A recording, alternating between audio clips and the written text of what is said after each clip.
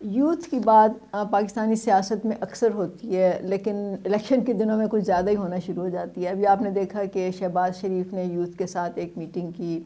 پھر بلاول بھٹو جو ہیں وہ اپنا یوتھ کا امیج بلڈ کرنے کی کوشش کر رہے ہیں، مریم نواز نے یوتھ کی ٹیمیں بنا کے رکھی ہوئی ہیں، اور عمران خان نے تو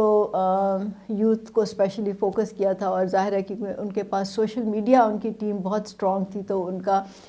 اثر بھی جو تھا وہ زیادہ ہوا۔ تو یوتھ کو ہر کوئی، تمام جو سیاستدان ہیں وہ اپنی طرف متوجہ کرنے کی کوشش کرتے ہیں، اور اکثر تو ہم نے یہی دیکھا ہے کہ اینڈ رزلٹ یہ ہوتا ہے کہ وہ یوتھ کو اپنے سیاسی مقاصد کے لیے استعمال کرتے ہیں، ان کو سبز باغ دکھاتے ہیں، لیکن اس کا اثر جو ہے وہ لانگ ٹرم میں ہمیں نظر نہیں آتا کہ یوتھ کے حالات میں کچھ بہتری ہوئی ہو۔ تو آج ہم اسی پہ بات کریں گے، میں کچھ آپ کو اعداد و شمار بھی بتاؤں گی۔ تو سوال یہ ہے کہ یوتھ ہے کیا؟ پاکستان میں یوتھ کی جو ڈیفینیشن ہے وہ یہ ہے کہ 15 سے 29 سال کی عمر کے جو لوگ ہیں ان کو یوتھ کہا جاتا ہے۔ اب لیکن اصل بات یہ ہے کہ جو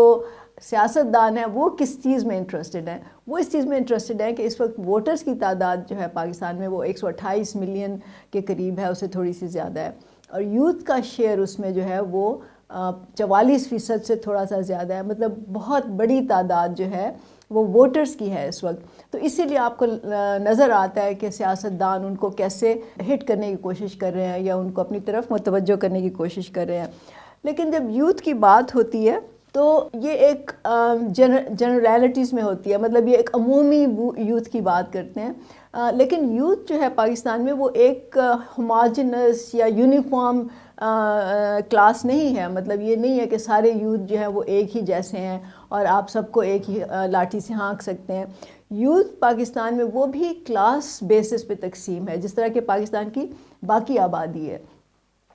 ایک کلاس وہ ہے جو کہ تھوڑی ہے تعداد میں لیکن وہ با اثر ہے، اور وہ جو ہیں وہ سونے کا چمچہ منہ میں لے کے پیدا ہوتے ہیں، وہ ایلیٹ سکولز میں جاتے ہیں، ملک سے باہر جاتے ہیں تعلیم کے لیے، ان کو ہر قسم کی آسائشیں مہیا ہوتی ہیں، اسکول میں ان کی جو ایجوکیشن ہوتی ہے وہ اسٹیٹ آف دی آرٹ ہوتی ہے، اور جب وہ باہر سے ایجوکیشن لے کے واپس آتے ہیں یا جو ایلیٹ یونیورسٹیز ہوتی ہیں وہاں سے پڑھ کر نکلتے ہیں تو ان کے لیے تمام راستے کھلے ہوتے ہیں، وہ چاہے کہیں ملٹی نیشنلز میں جاب کرنا چاہیں یا وہ اپنے کاروبار کرنا چاہیں، سیاست میں آنا چاہیں، ان کے راستے میں کوئی رکاوٹ نہیں ہوتی، کیونکہ اکثر ان کے جو خاندان ہوتے ہیں وہ اسی کلاس سے ان کا تعلق ہوتا ہے۔ تو یہ ان لوگوں کے بچے ہیں جو جاگیردار ہیں، سرمایہ دار ہیں، ارب کھرب پتی ہیں، جو اس وقت سیاست میں ہیں یا اس پورے نظام میں ان کا جو اثر و رسوخ ہے وہ بہت زیادہ ہے، چاہے وہ ان کے بزنس کی وجہ سے ہے یا کسی اور وجہ سے ہے۔ لیکن دوسری طرف ہمیں ایک اور کلاس یوتھ کی نظر آتی ہے جو کہ بہت بڑی تعداد میں ہے، اور یہ لوگ آپ کو اپنے ارد گرد نظر آتے ہیں۔ یہی لوگ ہیں جو کارخانوں میں، کھیتوں میں، کانوں میں کام کرتے ہیں، یہ ہوٹلوں میں، چائے خانوں میں سرو کرتے ہیں، پھر یہ ورک شاپس میں کام کرتے ہیں، یہ سڑکوں کی صفائی کرتے ہیں، کافی سو ان میں سے انفارچونیٹلی سڑکوں پہ بیٹھے رہتے ہیں، تھڑوں پہ بیٹھے رہتے ہیں، انتظار میں رہتے ہیں کہ کوئی دہاڑی ملے تو وہ کام کرے اور اپنا گزارا کریں۔ اس کے علاوہ ایک اور کلاس ہے جو کہ لوور مڈل کلاس ہے، جس میں لوگ کلرکس ہیں جو دفتروں میں کام کرتے ہیں، اداروں میں کام کرتے ہیں، مینیجریل جابس میں ہیں۔ تو یہ ایک بہت بڑی تعداد میں نوجوان ہیں جو کہ اس کلاس سے بلانگ کرتے ہیں، اور انفارچونیٹلی اس میں اکثریت جو ہے وہ خواتین کی ہے، لڑکیوں کی ہے، جو نہ تعلیم حاصل کر سکی، نہ جاب یا ان کو روزگار کی اپرچونیٹیز مل سکیں، بلکہ یہ تو چیزیں ان کی دسترس سے بالکل ہی باہر ہیں۔ اور اس کے لیے نہ صرف یہ کہ معاشرے میں بہت سی رکاوٹیں ہوتی ہیں، مثلا یہ کہ ان کے پاس ٹرانسپورٹ نہیں ہوتا، ان کے پاس سیکیورٹی ایشوز ہوتے ہیں، جاب اپرچونیٹیز اس طرح سے ان کے سامنے نہیں ہوتی۔ میں ایک پروگرام دیکھ رہی تھی، آپ لوگوں نے بھی دیکھا ہوگا، میری مدر کو پسند ہے، تو جیتو پاکستان، اس میں وہ ہوسٹ تھا، اس نے کچھ لڑکوں کو بلایا نیچے، وہ کچھ ان سے کروانا چاہ رہے تھے، تو ایک لڑکے کو کچھ چوٹ لگی ہوئی تھی، تو اس نے پوچھا کہ یہ چوٹ کیسے آئی آپ کو؟ تو اس لڑکے نے کہا کہ میرا بائک پہ ایکسیڈنٹ ہوا تھا۔ تو ہوسٹ نے پوچھا کہ ایکسیڈنٹ کیسے ہوا، آپ کا دھیان کدھر تھا؟ اس کا مطلب تھا کہ آپ ڈرائیونگ پہ توجہ نہیں دے رہے تھے، لیکن اس لڑکے نے بغیر کسی جھجک کے، بغیر کسی شرم کے اس نے یہ جواب دیا کہ میں لڑکیوں کو دیکھ رہا تھا۔ اب اس ہال میں سینکڑوں لوگ تھے، اس میں فیملیز بھی تھیں، شاید اس کی اپنی فیملی بھی وہاں پہ موجود ہوگی، لیکن اس لڑکے کو یہ کہتے ہوئے بالکل ایشو نہیں تھا کوئی اس کو پرابلم نہیں تھا کہ وہ سب کے سامنے کہے کہ میں لڑکیوں کو دیکھ رہا تھا۔ اس کا مطلب یہ ہے کہ ہماری سوسائٹی نے، ہمارے معاشرے نے اس چیز کو ایکسیپٹ کر لیا ہے، اس کو نارملائز کر لیا ہے، مطلب اس کو کوئی بری بات نہیں سمجھا جاتا۔ اور اس کا حل معاشرے نے یہ نکالا ہے کہ لڑکیوں کی یا عورتوں کی نقل و حرکت پہ پابندی لگا دی جائے، ان کے سامنے اسکول جانے کے، جاب کرنے کے، سیر و تفریح کے راستے بند کر دیے جائیں، بجائے اس کے کہ آپ اس چیز کو جڑ سے ختم کریں۔ اس کا آپ نے یہ حل نکالا ہے۔ تو یہ بہت ہی پرابلم ہے اس وقت سوسائٹی میں، اور یہ سوچنے سمجھنے کی بات ہے اور غور کرنے کی بات ہے۔ اچھا، مارچ 2020 میں ایک رپورٹ آئی تھی، یہ عمران خان کے دور کی بات میں کر رہی ہوں۔ اس میں یوتھ کے بارے میں چند اعداد و شمار تھے، اور یوتھ سے مراد اگین وہی ہے کہ 15 سے 29 سال کی عمر کے جو لوگ ہیں۔ اس میں انہوں نے کہا تھا کہ جو ان پڑھ یوتھ ہے اس کی تعداد 30% ہے، مطلب 30% ہے۔ پھر جو بچے پڑھائی چھوڑ دی جنہوں نے، ان کی تعداد 77% ہے، مطلب انہوں نے اس لیے چھوڑی کہ ان کے پاس آگے فائنینشیل ریسورسز نہیں تھے پڑھنے کے۔ اس میں سے جو لیبر اس وقت ہمارے پاس ہے، لیبر فورس جو ہے اس کا 36.9% جو ہے وہ یوتھ ہے۔ ہر سال اس ملک میں 4 ملین لوگ جو ہیں، 4 ملین بچے جو ہیں وہ جاب مارکیٹ میں انٹر ہوتے ہیں، مطلب یہ کہ وہ ان کی عمر وہاں تک پہنچ جاتی ہے جب وہ جاب کرنے کے لائق ہوتے ہیں، اور وہ اس کی عمر بتا رہے ہیں 15 سے اوپر۔ اچھا، لیکن جابز جو مارکیٹ میں اویلیبل ہوتے ہیں اس وقت وہ صرف 1 ملین ہوتے ہیں، تو 3 ملین جابز کا گیپ ہے اس وقت۔ ان تمام اعداد و شمار پہ کوئی بات نہیں کرتا، مطلب کسی نے یہ نہیں کہا کہ ہم اس تعداد کو کم کیسے کریں گے، مطلب ہم جو یہ 30% ان پڑھ بچے ہیں ان کو کیسے ایڈریس کریں گے؟ کیا ہم ان کو تعلیم بالغاں کے ذریعے ان کو پڑھانا شروع کریں گے؟ ہم ان کے لیے کیا اپرچونٹیز دیں گے کہ یہ 30% کی شرح جو ہے یہ کم ہو جائے؟ اسی طرح انہوں نے کہا یہ جو 77% بچے ہیں جو صرف اس لیے آگے نہیں پڑھ سکتے کہ ان کے پاس فائنینشیل ریسورسز نہیں ہوتے، تو کیا اسٹیٹ نے یہ ذمہ داری قبول کی؟ کیا کسی بھی سیاستدان نے یہ بات کی؟ کسی سیاسی پارٹی کے منشور میں یہ لکھا ہوا ہے کہ یہ جو بچے ہیں جو کہ صرف اس لیے نہیں پڑھ سکتے کہ وہ پیسے نہیں دے سکتے، ان کے پاس پیسے نہیں ہیں، مطلب آپ یہ سوچ لیں کہ آپ کے بچے نہیں پڑھ رہے کیونکہ ان کے پاس پیسے نہیں ہیں؟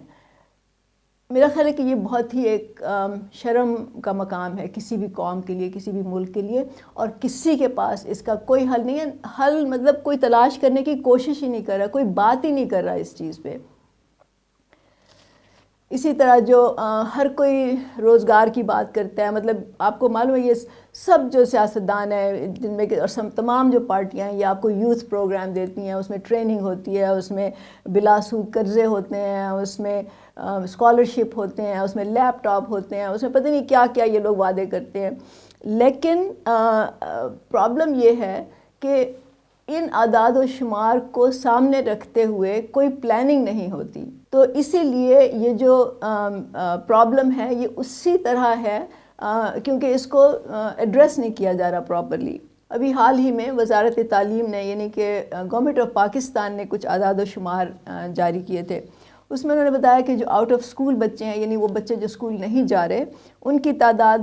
2,62,00,000 ہے۔ اس میں سے سب سے زیادہ جو ہے وہ ظاہر پنجاب میں ہے جس میں کہ 1,17,00,000 ہیں، سندھ میں 75,00,000 یا 78,03,000 کے قریب ہیں، اسی طرح باقی صوبوں میں بھی ہیں۔ تو جو پلاننگ ہوتی ہے اس میں کوئی یہ نہیں بتاتا کہ اس کا ہم کیا کریں گے، ان بچوں کا کیا ہوگا آگے جا کے۔ پیپلز پارٹی کی حکومت سندھ میں کئی دہائیوں تک رہی ہے، اسی طرح پنجاب میں نون لیگ کی حکومت رہی ہے، تو ان سے سوال نہیں کیا جاتا کہ یہ ان اعداد و شمار کو کیسے ایڈریس کیا آپ نے، یا آپ کا پلان کیا ہے فیوچر میں۔ ابھی سندھ میں خبر آئی تھی کہ 2,640 اسکول جو ہیں وہ بند ہیں مختلف وجوہات کی بنا پہ، اور ابھی سندھ کے کورٹ نے ان کو حکم دیا ہے کہ وہ فوراً 2 ماہ کے عرصے میں کھولے جائیں. تو یہ ایسی چیزیں تو نہیں ہے نا کہ آپ آرڈر دیں تو کھل جائیں اور پھر بند ہو جائیں. یہ اس طرح نہیں ہے کہ پانی کی فوسٹ ہے آپ نے کھول دیا اور پھر بند کر دیا. اس کے لیے باقاعدہ پلاننگ کی ضرورت ہوتی ہے, اس کے لیے آپ کو ریسورسز ایلوکیٹ کرنے پڑتے ہیں, اس کے لیے آپ کو فالو اپ کرنا پڑتا ہے. تو یہ کوئی سیریس نہیں ہے اس مسئلے کو حل کرنے میں. پھر یہی اس رپورٹ میں تھا کہ 90% یعنی 90% جو بچے ہیں ان کی ایکسیس نہیں ہے کسی بھی ریکریشنل ایکٹیویٹیز, مطلب جیسے سینما ہوتے ہیں, لائبریریز ہوتی ہیں, کلچرل پروگرام ہوتے ہیں, سیر و تفریح کے جو مواقع ہوتے ہیں, وہ بالکل ان کو اسپورٹس کی ایکٹیویٹیز ہیں ان کی وہاں تک پہنچ ہی نہیں ہے. تو جب یہ نہیں ہوتی تو لوگ فرسٹریٹ ہوتے ہیں, ان کو غصہ آتا ہے, وہ اس سے اگر ان کے پاس اور کچھ کرنے کو نہیں ہوتا تو پھر منشیات میں چلے جاتے ہیں, وہ ایک دوسرے سے جھگڑے کرتے ہیں,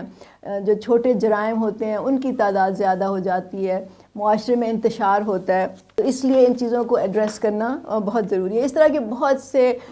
فیکٹس اور فگرز ہیں جو میں آپ کو بتا سکتی ہوں, لیکن اصل میں پرابلم یہ ہے کہ ان کا کرنا کیا ہے. جو بھی تھوڑے بہت میں نے آپ کو اعداد و شمار بتائے ہیں اس سے ہمیں مستقبل کی ایک بہت ہی خطرناک صورت ہمارے سامنے, یہ پکچر ہمارے سامنے آتی ہے. کیونکہ جس ملک میں یہ حالات ہوں نوجوانوں کے, وہاں کا مستقبل آپ کو معلوم ہے کہ بہتر نہیں ہو سکتا, خوشحال نہیں ہو سکتا, تابناک نہیں ہو سکتا, جس کی ہم ہر وقت دعائیں کرتے ہیں اور بہت سے لوگ دعوے کرتے ہیں, سیاستدان جو ہیں. پرابلم یہ ہے کہ اب اس کا کرنا کیا ہے. ظاہر ہے کہ یہ لوگ آرگنائز بھی نہیں ہیں, یہ کسی ایک انڈسٹری میں بھی نہیں ہے کہ ان کو آرگنائز کرنا کوئی آسان کام ہو. یہ ایک منتشر ہجوم ہے جو بالکل ڈائریکشن لیس ہے, اور یہ جو نوجوان ہیں ان کے پاس نہ اس وقت کچھ ہے اور نہ ان کو اپنے مستقبل میں سامنے کچھ ان کو کوئی روشنی کی کرن نظر آتی ہے. تو ظاہر ہے کہ اب برابری پارٹی پاکستان تو عام لوگوں کی ہی پارٹی ہے اور طبقاتی بنیادوں پہ لوگوں کو آرگنائز کرنا چاہتی ہے. تو ان کے مسائل کو ایڈریس کرنے کے لیے ہمارے پاس پلان تو ہیں, لیکن یہ پلان صرف تبھی امپلیمنٹ ہو سکتے ہیں جب ظاہر ہے کہ ہماری پارٹی حکومت میں آئے گی, یا ہمارا انفلوئنس اتنا زیادہ ہوگا کہ ہم اپنی بات جو ہے وہ حکومت کے ایوانوں میں لے کے جا سکیں اور اپنی بات منوا سکیں. برابری پارٹی کی طرف سے ہم پوری کوشش کر رہے ہیں کہ نوجوانوں تک پہنچا جائے اور ان کو سیاسی شعور دیا جائے, ان کو آرگنائز کیا جائے. لیکن ظاہر ہے کہ صرف سینٹر کی طرف سے یہ کام جو ہے کامیابی سے نہیں کیا جا سکتا. تو یہ ان لوگوں کی ان نوجوانوں کی ذمہ داری ہے جن کے پاس تھوڑے بہت وسائل بھی ہیں, جو ایجوکیٹڈ بھی ہیں, جن کو سیاسی شعور بھی ہے, جن کو سمجھ بھی ہے, اور جو طبقاتی سیاست کو بھی سمجھتے ہیں. ان کی ذمہ داری ہے کہ وہ یہ پیغام لے کے آگے لوگوں تک پہنچائیں, لوگوں کو خاص طور سے نوجوانوں کو بتائیں ان کے مسئلے کیا ہیں اور وہ کس طرح سے حل ہو سکتے ہیں, اور پھر ان کو ہم سیاسی طور پہ آرگنائز کریں. تو یہ ہمیں معلوم ہے کہ جہاں بھی ان پڑھ اور بے روزگار نوجوانوں کی تعداد زیادہ ہو جائے گی, وہ نہ صرف یہ کہ ملک کی معیشت پہ نیگیٹیولی ان کا اثر انداز ہوں گے. مطلب ظاہر ہے کسی ملک کی معیشت کبھی بھی بہتر نہیں ہو سکتی اگر اس کے نوجوان جو ہیں وہ تعلیم یافتہ نہ ہوں, سکلز نہ ہوں, ان کے پاس روزگار کے مواقع نہ ہوں, بلکہ وہ ملک کے لیے ایک سیکیورٹی تھریٹ بھی ہو سکتے ہیں. کیونکہ یہی نوجوان ہوتے ہیں جو پھر جھوٹے نعروں, جھوٹے وعدوں, مختلف جو ایکسٹریم جو آئیڈیاز ہوتے ہیں اس سے متاثر ہوتے ہیں. اسی میں سے لوگ جو ہیں وہ پھر دہشت گردی کی طرف بھی جاتے ہیں. تو یہی ایک تو یہ سب جو ہے اس کے لیے ہمیں ایک پلاننگ کی ضرورت ہے. تو ہمیں اب یہ دیکھنا ہے کہ ان لوگوں تک پہنچا کیسے جائے. تو میں یہ آپ سب سے کہوں گی, اور خاص طور سے جو برابری پارٹی پاکستان کے ممبرز ہیں, کہ آپ سب اپنے اپنے علاقوں میں واٹس ایپ کے گروپس بنائیں, سوشل میڈیا پہ ایکٹیو ہوں. وہاں پہ آپ ہمارا میسیج جو ہے, جو جواد صاحب کی ویڈیوز ہیں, پارٹی کی ویڈیوز ہیں, پارٹی کی ایکٹیویٹیز ہیں, ان کو آپ شیئر کریں لوگوں سے, تاکہ لوگ جو ہیں وہ ایجوکیٹ ہوں, ان کو پتہ چلے کہ پرابلمز کیا ہیں, ان کو دعوت دیں کہ وہ برابری پارٹی پاکستان میں شامل ہوں, اور اس طرح سے یہ قافلہ بڑھے. اس وقت ہمارے جو ممبرز ہیں وہ پاکستان میں تقریباً تمام صوبوں میں ہیں, 80% ڈسٹرکٹس میں ہیں. ظاہر ہے کہ سارے ایکٹیو نہیں ہیں اس وقت, لیکن آہستہ آہستہ جب لوگ شامل ہوں گے یہ قافلہ بڑھے گا, یہ آواز بلند ہوگی, اور آپ کی آواز جب اس آواز میں شامل ہوگی تو اس کا اثر بھی ہوگا. تو یہ آپ کو دعوت ہے کہ آپ برابری پارٹی پاکستان میں شامل ہوں. اور میں خاص طور سے یوتھ کی بات کر رہی ہوں, اور ہم نعرے نہیں لگا رہے, ہم کوئی آپ کو خالی سلوگنز نہیں دے رہے, ہم آپ کو آرگنائز کرنا چاہتے ہیں, آپ کو امپاور کرنا چاہتے ہیں تاکہ آپ کو پتہ بھی ہو مسئلوں کا, آپ کے پاس علم بھی ہو, اور پھر آپ اس پہ عمل بھی کر سکیں اور اس دنیا کو, اس ملک کو ایک بہتر جگہ بنا سکیں اپنے لیے, اپنے مستقبل کے لیے اور آئندہ نسلوں کے لیے. بہت شکریہ.